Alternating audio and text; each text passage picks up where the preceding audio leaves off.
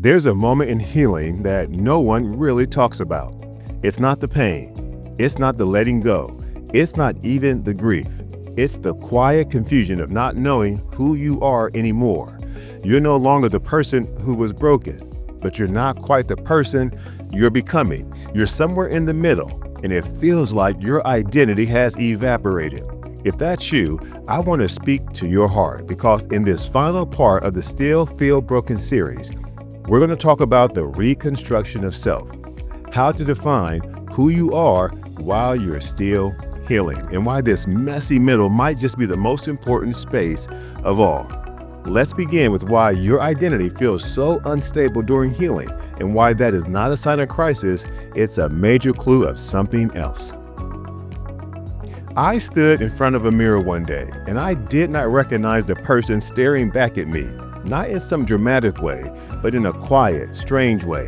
I wasn't sad, but I wasn't joyful. I wasn't in pain, but I wasn't at peace either. I just felt hollow, undefined, and I realized I wasn't lost. I had simply shed the identity I had built while I was in survival mode. Your old self was built for a different season, a season of protection, people-pleasing, silence, overthinking, or overfunctioning. When you heal, you start letting go of the armor, and what's underneath feels vulnerable, unknown, even scary. But that is not regression, it's rebirth. During this time, you are not lost. You're just no longer lying to yourself. It's like a snake shedding skin. The shedding looks like injury, but it's actually necessary for growth. What's raw now is what's real.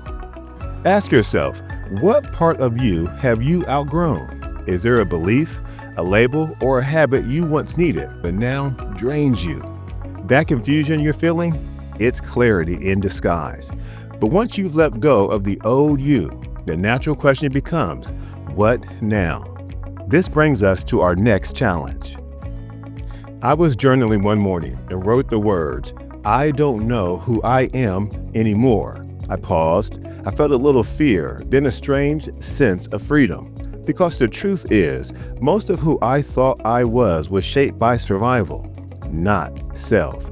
You're not supposed to have it all figured out. You're in the process of becoming, and that's a very important space in your growth. Clarity isn't found all at once. It comes in whispers, in what you say yes to, in what you finally say no to. I've learned that becoming yourself isn't a goal. It's a practice. It's like fog lifting at dawn. You don't wait for the sky to be fully clear to walk forward. You move with what light you have, and more clarity comes as you go forward. Think about this. Right now, are you giving yourself permission to not have all the answers? You don't need to fully define yourself today. You just need to be honest about what no longer fits. And when you do that, and as you walk forward, one of the hardest parts isn't discovering who you are, it's trusting that this new version of you is enough. Here are 3 truths to carry you while you're becoming. You are allowed to redefine yourself as many times as needed. You don't need a label. You need love, clarity, and peace. You're not a problem to solve. You are a person becoming whole. Let becoming be your identity. You've made it through 3 powerful lessons, and if you're still watching, it means you're healing on a level most people never reach. Here is the journey you've just taken. In part 1, you faced the layers and echoes of healing. In part 2, you embraced the fatigue and discovered quiet strength. And in part 3, you let go of who you were and began becoming who you really are. You're healing. You're growing. You're becoming. Don't rush the process. Don't define yourself too soon. Just take the next honest step.